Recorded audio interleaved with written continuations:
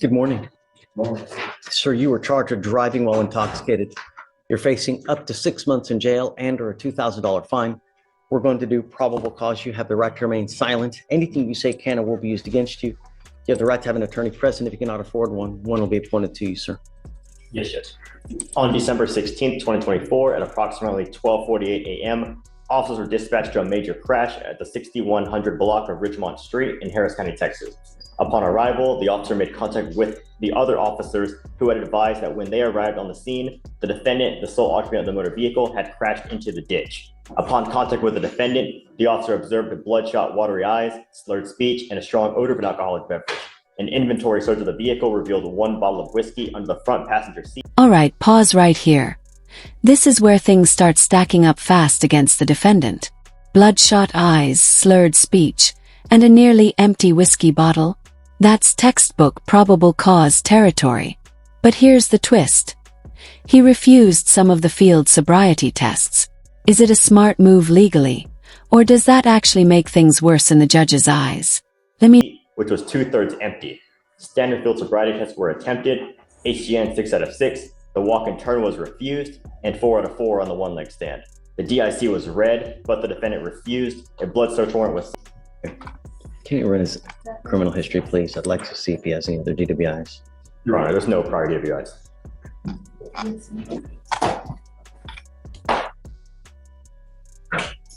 Is there an allegation that he was allegedly consuming alcohol while he's driving?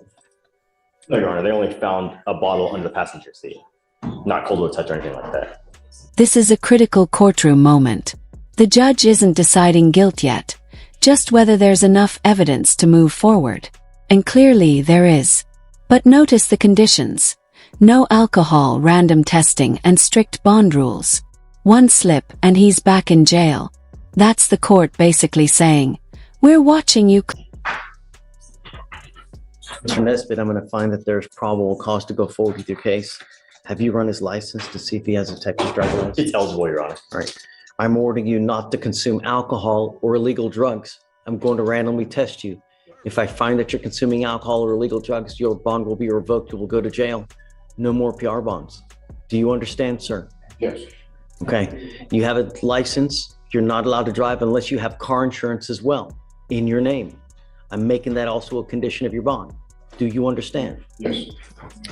Do you have the ability to hire a lawyer, sir?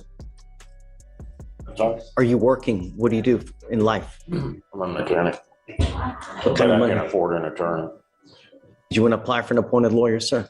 Yes. Okay. We'll give you an application. I need to know everything about you. Don't just put zeros because I'm going to send it right back to you.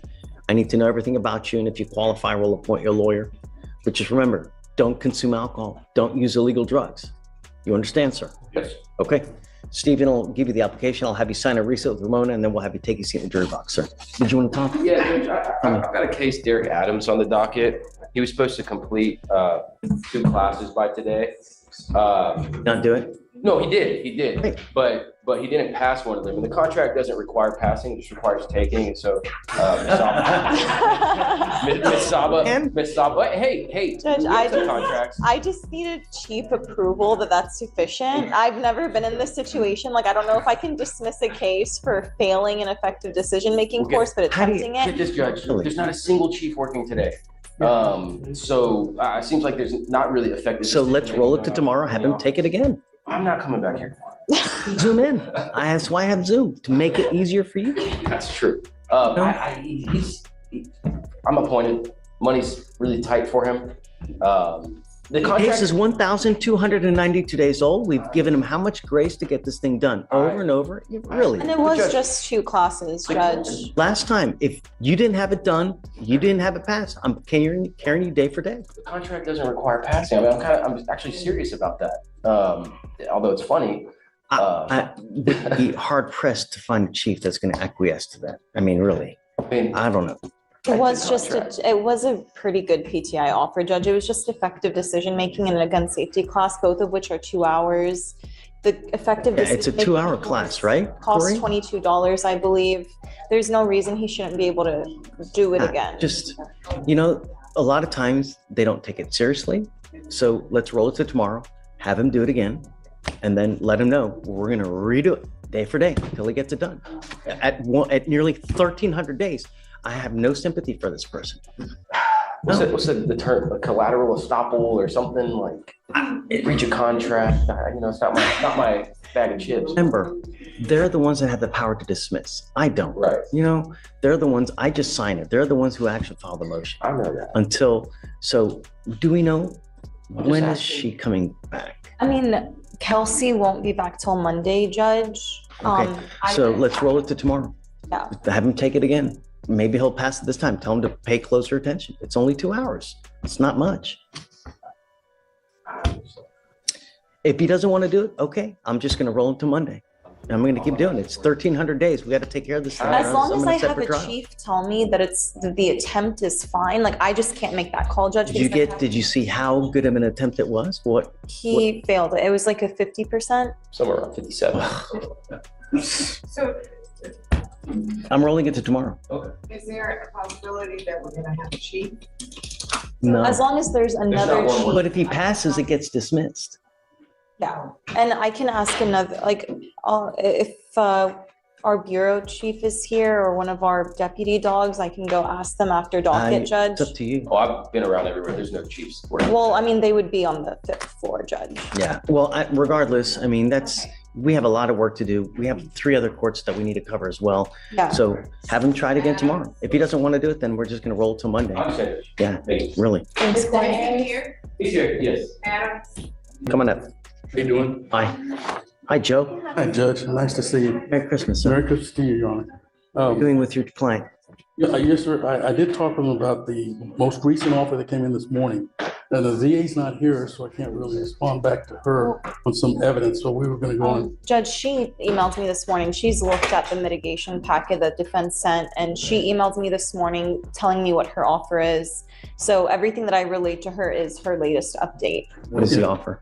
It's a 9-month deferred, Judge. Yeah, and Your Honor, one of the things is, just from reviewing this, it doesn't appear that the mitigation made clear enough, or they didn't take very seriously the statement that the house that the complainant and her mother's living in right now is owned by my client. He's the owner of that house. And they are living there because he's allowing them to live there. Now, he's charged them rent before, but he has not moved to evict them. He wants this process to end. But somehow, from the notes that they were reading, What's your client's name? What is your? Udlow, Hudlow. HDLOW. Yeah.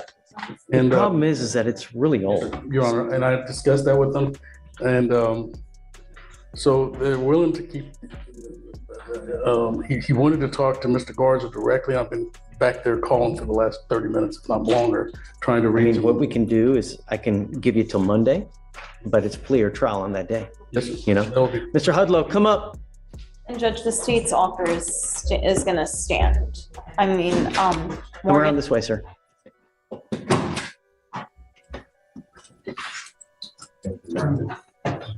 All right. Good morning, Mr. Hudlow. morning. Merry You got to understand reasonable minds can differ. Just because you want something a certain way doesn't mean that it's going to happen.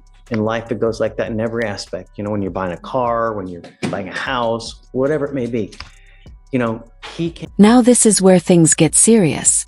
The judge is breaking down what a deferred sentence actually means, and a lot of people misunderstand this. It's not a clean slate. It's more like a second chance with strings attached. Mess it up, and it can come back to haunt you. Would you take the deal? Or risk Can't control the offers as they're going to give. He can only tell them merely what, you know, he is given a certain set of facts and he has to work with those facts. Sometimes they're good facts, sometimes they're not so very good, but it is what it is. Now, our case is old. It's 210 days old, and we set cases for trial at 180 days, and I have no idea how this got to be as old as it is now, but it's time to make a decision. Now, in your case, they have offered you a 9-month deferred, which is a type of probation that if you successfully complete, you do not end up with a conviction on your record. You can't tell people it was dismissed because it's not dismissed. It's merely a probation that you took. If you complete successfully, you don't end up with a conviction, right? But that's the offer that they've made for you, and it appears as what the state has said, that it's going to stand. Look, Happy with that, Your Honor. Oh, I'm sorry. you don't have to make a decision today. If you want to make a decision today and you want to be done with it today, we can do that. But I can give you one final setting to Monday if there's other people that you want to talk to. It's up to you, but it's time to put this baby to bed once and for all. So I will give you the opportunity now to talk to Joe to see if that's something that you want to accept now. If you need a little bit more time, I can give you until Monday. But at that point, you must either accept the plea bargain agreement or I'm going to set your case for trial because it's just too old. I haven't had a chance to talk to Eric. Can we set it for Monday? Okay. I'm not saying that, No, look, Actually, I would go you with- don't have to say anything. I'm happy to do that, but you get no more resets after that day. So if you're unable to get a hold of him or whatnot, I don't care. You need to be diligent in getting together with Eric to figure out what you guys want to do with the game plan. Take a look at all the evidence, and then you make an informed decision at that point. But there's just no more time after that. All right? Yes, sir. Yes, sir. And I'm sure that Joe can try to get you, help you get with Mr. Garza. Okay? I don't know with his vacation schedule, I don't want to put anybody out, but that's kind of how I think we ended up here. We have too much. Thank you, sir. All right, guys. Good luck. Thank you. Joe. Appreciate You ready? I'm ready. All right, come on. Mr. Vander's license. So this is with, No, it's not it. it's without the grade, right? Yes, I put it, I told him to put it up there, Okay. and these are the enhancements, you need to abandon those two that are to the bottom. Just the, and it was 180 days.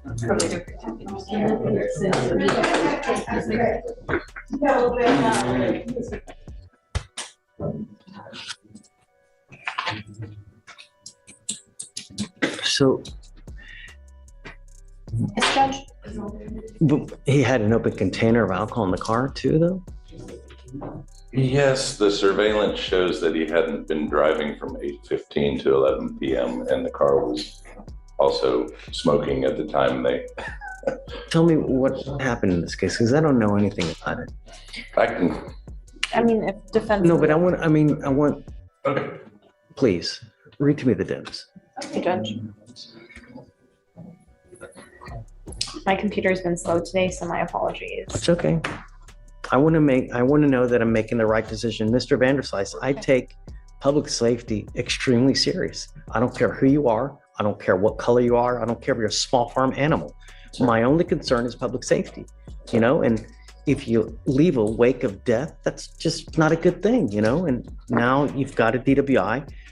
They're saying that there's a prior DWI. You've got alcohol in the car as well. I mean, when do we say when? Now, I don't know specifically what happened in your car. I'm just looking at the allegation here. Prior DWI, if the judgment on DIMS So, or one of- MCIC is incorrect. Well, one of them was reduced to a reckless judge, and the other one in Dallas was dismissed because he was convicted of murder.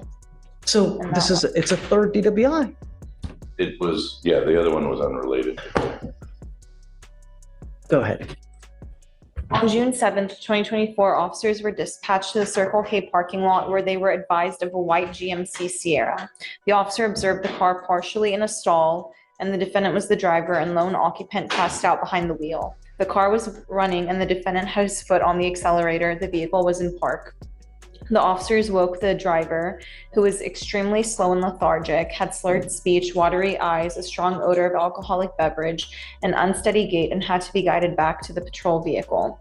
2 bottles of Crown Royal Apple Whiskey were located in the car. One was empty and one had a little bit left. The defendant said, "I'm not going to do anything to incriminate myself" when asked to do SFSTs. The DICs were read and a search warrant was executed and blood was drawn. There should be a additional part to the probable cause that talks about the surveillance now. Okay.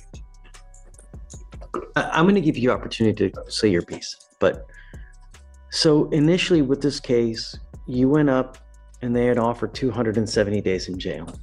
365. It was 365. And the reason is because you have a murder case. There was a prior murder case. Did you do time in TDC because of it? Yes, sir, I did. I did 6.5 years on a 10, and they let me out for good behavior. Okay, no, that's, and then not only that, but we have 2 prior DWIs as well. One was reduced, one was dismissed pursuant to the plea bargain agreement. So 2010, I think. 27 was the date of the offense, murder, the case that he had. And then that had nothing to do with the DWI. The DWI was in 2009. I sent a letter to everybody explaining, our agreement from before, which was a 2-year probation based on having looked at all this stuff. And then they re-looked at it and they said that they would be fine with the TRAS recommendations. But the reasons why I think they tripped it up is it looks like the murder and the DWI were at the same time roughly, but not part of the same transaction. So the DWIs had nothing to do with anybody dying. That was a sort of a bad. sure, I mean, case. so while he's on bond for DWI, picks up a murder case, or is it vice versa? Murder, he picked up a DWI case, I think was but it was at his aunt's funeral. And the problem is because he's been convicted of murder, the girlfriend wouldn't let him stay at the house, and he had a hotel. His wallet got stolen, so he was sleeping in the parking lot. And that's when he drank, when he went to sleep. If you look at the offense report, it does fill in a supplement after Mike and I talked. The officers went and looked at the surveillance. The surveillance, his car is not functional, and at night the lights don't work. So he had to park before it got dark.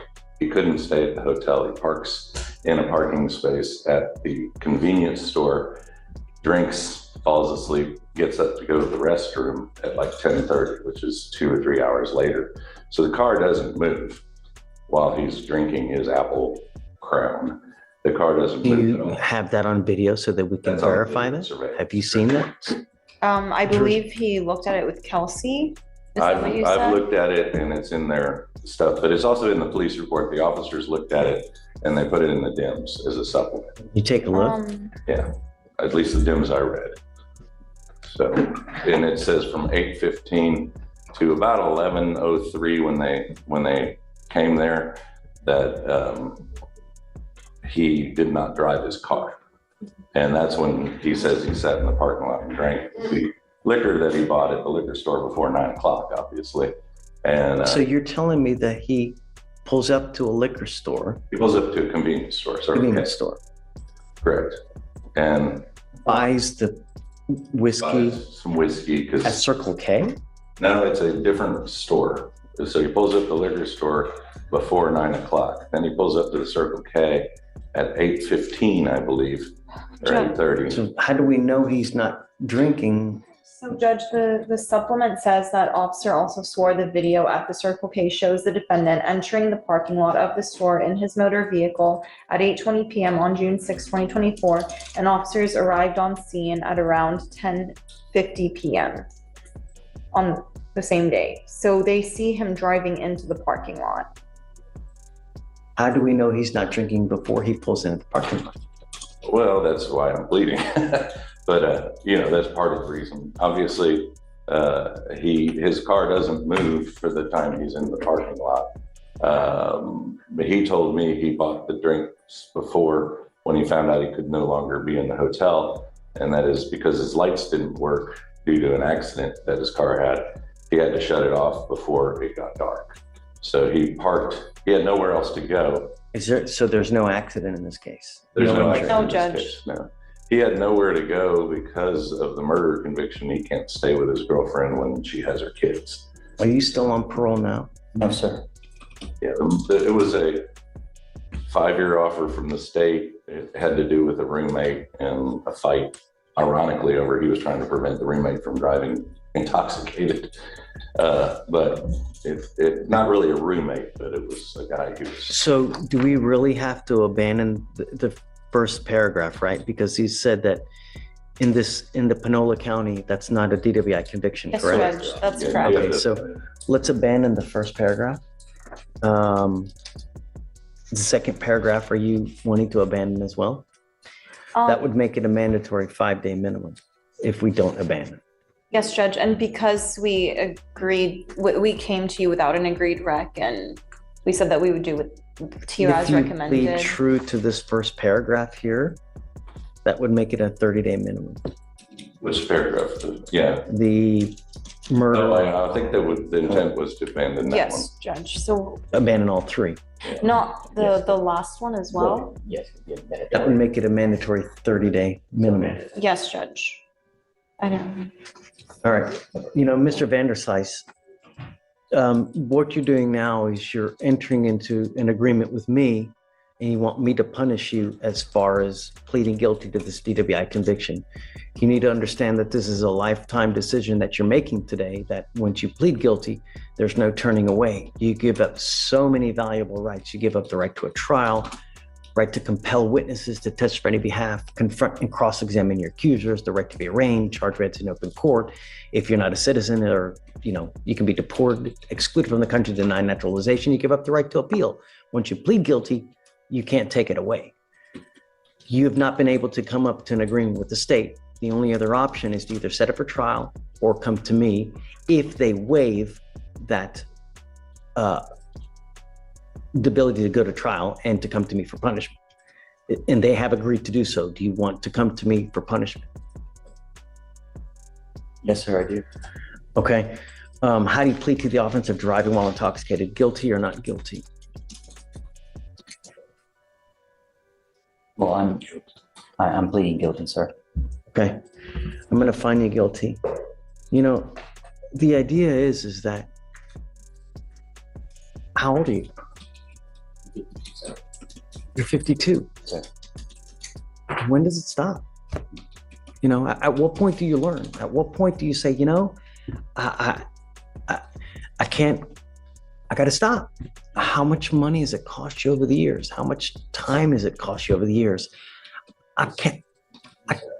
Shannon, I totally agree with you, and I have stopped, and I am done, and I am stable in all directions at this time, and plan on staying that way and not disrespecting your county at all anymore. And you never see me again in this courtroom.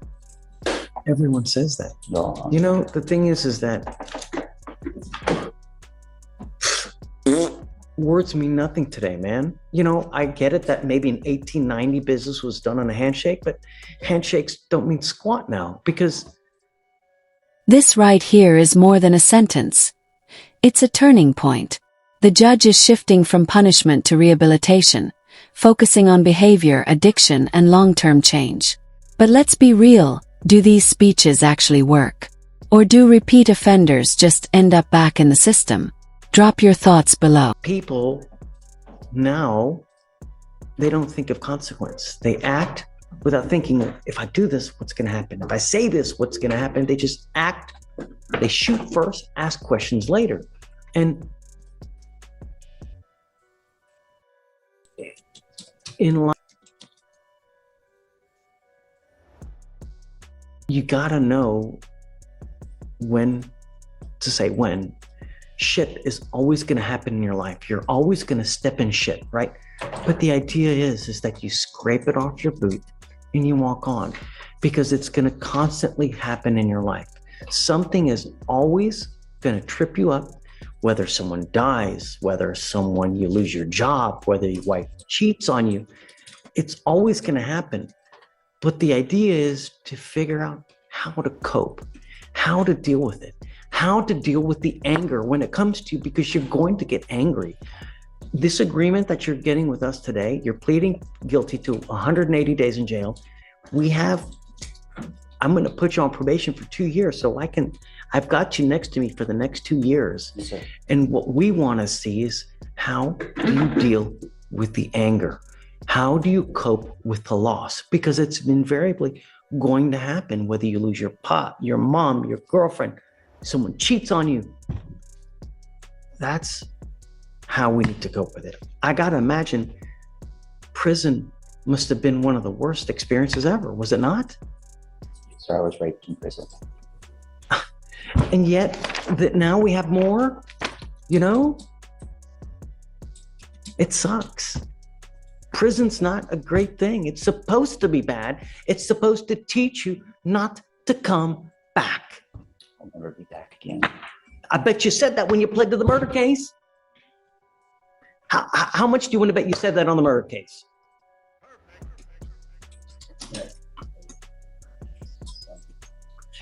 I'm trying to make a point. Sir, I The understand. point I'm making is how do we reach you so that when you get angry again, when you get hurt again, you don't reach for a bottle, you don't reach for some kind of hardcore drug, get into a car and kill someone. All I'm asking you to do is don't take another life. I will have the proper coping skills for any type of anger that comes in my direction for any reason. Would say he's done a few things while being out on bond to show that his words are backed up with actions. What has he done? He hasn't tested positive. He's blown in the machine. He's That's good. sort of That's great. put his life together. Good. He's actually off. His doctor has changed his medication because of the quitting drinking has helped him with some mental problems. He's noticed that he's sought out help. I think he's working on an IOP, and he's done a lot while on bond, but mostly just stopping and seeing what his life turned into after he stopped, and he sort of likes it. And yeah. That's all we ask. You know, I every single person that comes up here, $40 to $50, one button.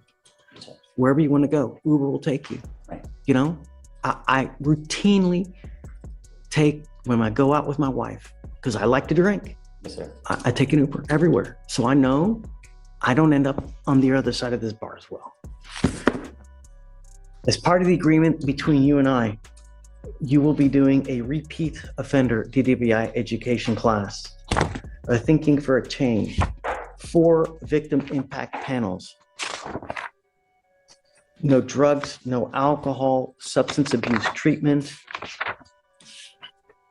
There is a no breath test refusal. So if you are pulled over in a car and an officer asks you to submit to a breath test, you must do it. Yes, sir. I have a lifesaver in my unit.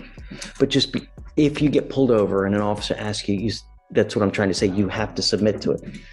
You must maintain a guardian interlock, no drugs, no alcohol, a $150 one-time donation to Mothers Against Drunk Driving, intensive outpatient treatment followed by supportive outpatient treatment. Yes, sir.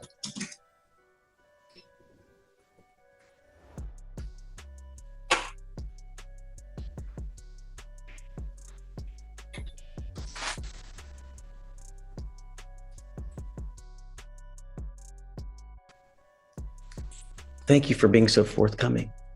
Not everybody is, and I truly appreciate it. And all we want to do is help as much as possible. And it's what we like to do. We want to see you succeed, believe it or not. We want you to, walk out of here leaving better than you came. That's the idea. So that in the future, when you're confronted with these issues, you think before acting. That's all we're asking. Sir. All right.